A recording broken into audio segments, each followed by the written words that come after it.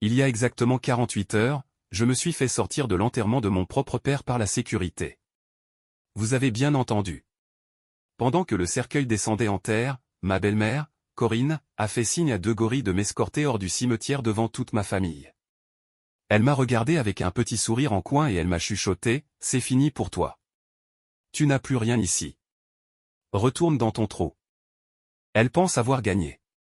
Elle pense que parce que mon père est mort d'une crise cardiaque soudaine, elle va pouvoir rafler tout l'héritage, la maison, les voitures, et me laisser sans un sou, comme elle l'a toujours rêvé depuis qu'elle est entrée dans nos vies il y a 10 ans.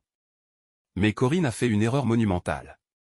Une erreur qui va lui coûter non seulement tout son argent, mais aussi sa liberté. Si vous regardez cette vidéo, c'est que le piège s'est refermé. Restez bien jusqu'à la fin, parce que le retour de karma que je lui ai préparé est d'une violence absolue. Pour que vous compreniez ma haine, il faut revenir en arrière. Mon père était un homme bon, mais aveugle. Quand ma mère est morte, il s'est senti seul. Corinne en a profité.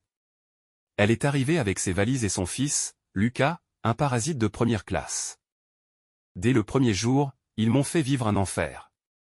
Lucas volait mes affaires, Corinne m'accusait de mentir. À 18 ans, le jour de mon anniversaire, elle a convaincu mon père que je lui avais volé des bijoux.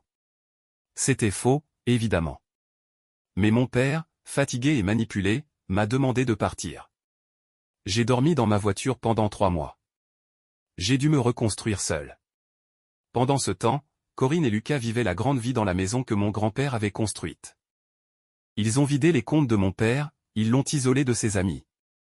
Quand j'ai appris sa mort la semaine dernière, je suis venu à la maison pour récupérer quelques photos. Corinne m'a claqué la porte au nez. Elle a changé les serrures le jour même du décès. Elle a hurlé à travers la porte, le notaire a le testament. Tout est à moi. Dégage. Ce qu'elle ne sait pas, c'est que je suis allé voir ce notaire